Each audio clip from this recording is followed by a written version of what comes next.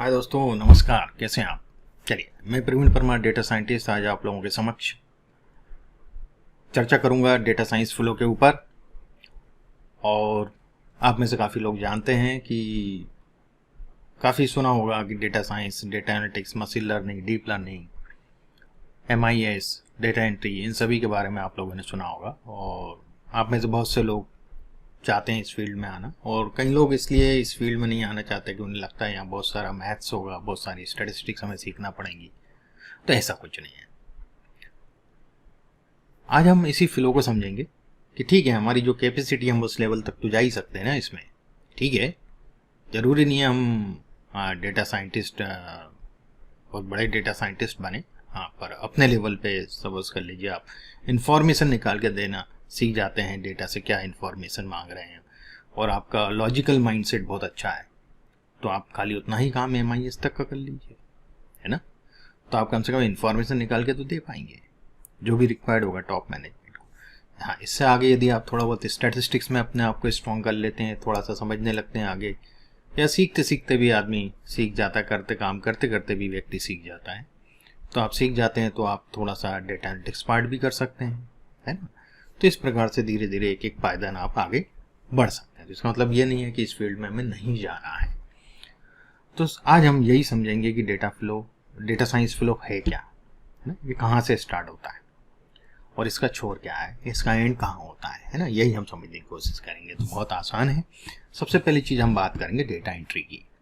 तो data entry के बारे में जैसे आप जानते हैं कि डेटा या तो हम एंटर करेंगे, है ना, किसी फ्लैट फाइल, मान लीजिए एक्सेल शीट के अंदर आप डेटा एंटर करेंगे, ऑटोमेटिक आप कोई भी एक्सेल फाइल खोलेंगे तो खाली ही मिलेगी ना आपको, कोई नई शीट खोलेंगे तो उसमें आपको डेटा एंटर करना पड़ेगा, है ना।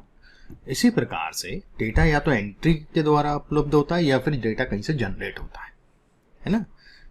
जनरेट कैसे होता है देखिएगा, डेटा एंट्री या तो किसी फॉर्म के द्वारा भी होती है, गूगल फॉर्म बना लो, या कोई पोर्टल पे कोई ERP है, कोई सॉफ्टवेयर है, वहाँ आप डेटा फीड कर रहे हो, आप हॉस्पिटल में जाते हो, आपका नाम, रजिस्ट्रेशन, वो सब करते हैं ना, डेटा एंट्री करते हैं कि नहीं करते हैं, तो वो डेटा वहाँ से जनरेट हो रहा है।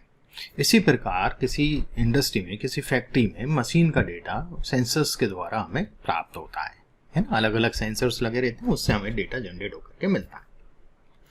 अब इस तरह का डेटा कोई एक्सेल शीट में तो स्टोर हो नहीं रहा होगा, इस तरह का डेटा कहीं ना कहीं डेटाबेस होगा, है ना, कहीं भी स्टोर हो रहा होगा, कोई स्टोरेज होगा उसके लिए, जिसको हम डेटाबेस बोलते हैं, वहां पर ये डेटा जाकर के स्टोर हो रहा होगा। ठीक है, हम ज़्यादा डिटेल में नहीं जाएंगे डेटाबेस वगैरह में। तो इस तरह से डेटा एंट्री होती है, तो डेटा जनरेट होगा या डेटा हमें एंट्री करना पड़ेगा। दो प्रकार से हमें डेटा प्राप्त होता है। अब मान लीजिए डेटा आपके पास है, मान लीजिए आपके पास एक्सेल शीट है, उसमें कुछ डेटा है। अब उस डेटा को आपको क्या करना है, उसको आपके बॉस ने बोला कि मुझे ये इन्फॉर्मेशन, फलानी फलानी इन्फॉर्मेशन चाहिए इस डेटा से।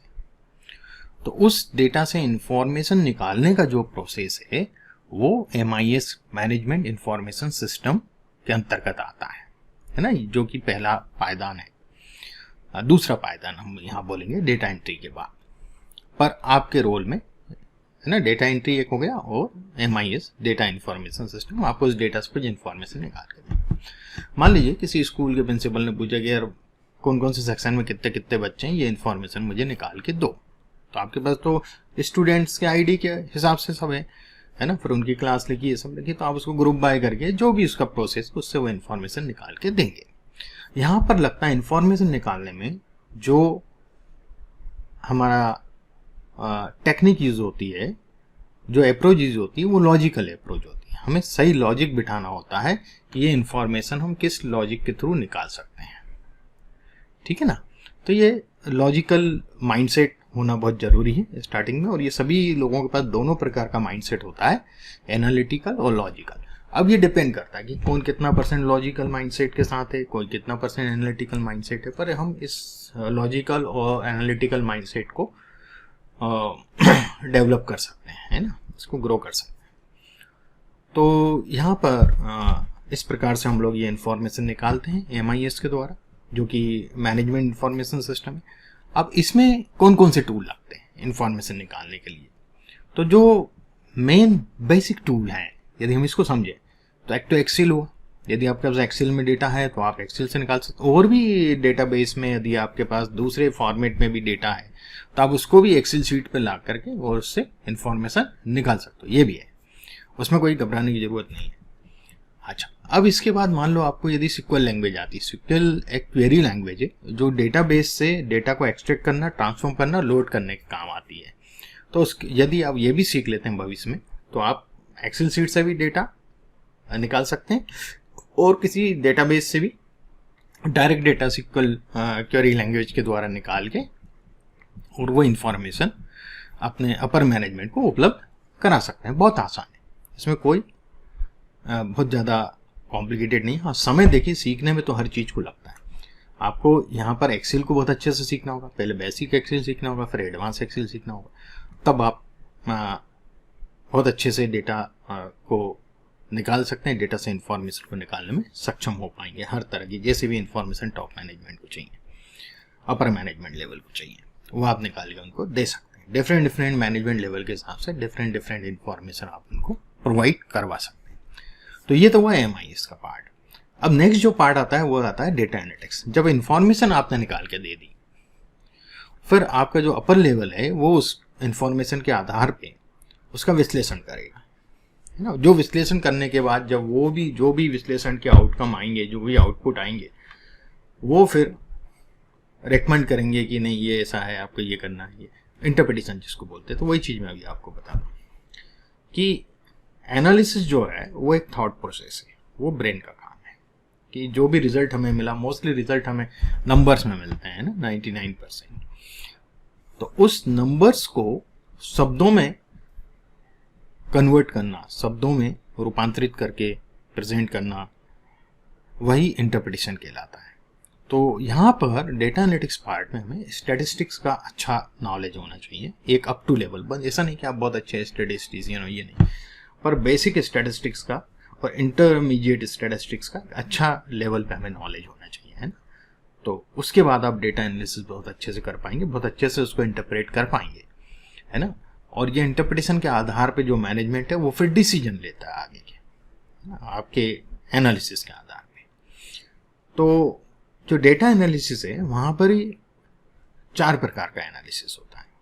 पहला होता है डिस्क्रिप्टिव एनालिसिस। डिस्क्रिप्टिव एनालिसिस का मतलब होता है व्हाट इज, क्या है आपके पास। मान लीजिए किसी स्कूल में बच्चों के एवरेज मार्क्स कितने हैं अलग अलग सेक्शन में, है ना। तो क्या है, कितने बच्चे हैं, कितने मेल्स हैं, कितने बॉयज़ हैं, कितने गर्ल्स हैं, यदि हमें ये पता करना है तो ये डिस्क्रिप्टिव एनालिसिस क्या है। कितने पंखे हैं, कितनी टेबल्स हैं, ये सब चीज़ें, ये सब डिस्क्रिप्टिव एनालिसिस है। कितने टीचर्स हैं, तो ये सब आएगा डिस्क्रिप्टिव एनालिसिस में कि भाई क्या है हमारे पास। दूसरा होता है inferential analysis, why it is, ऐसा क्यों है। मान लीजिए 10th क्लास में 2 सेक्शन है, ए और बी सेक्शन है किसी स्कूल में, और वहाँ पर जो बच्चों के एवरेज मार्क्स हैं, ए सेक्शन में मान लीजिए 63 है, बी सेक्शन में 52 है।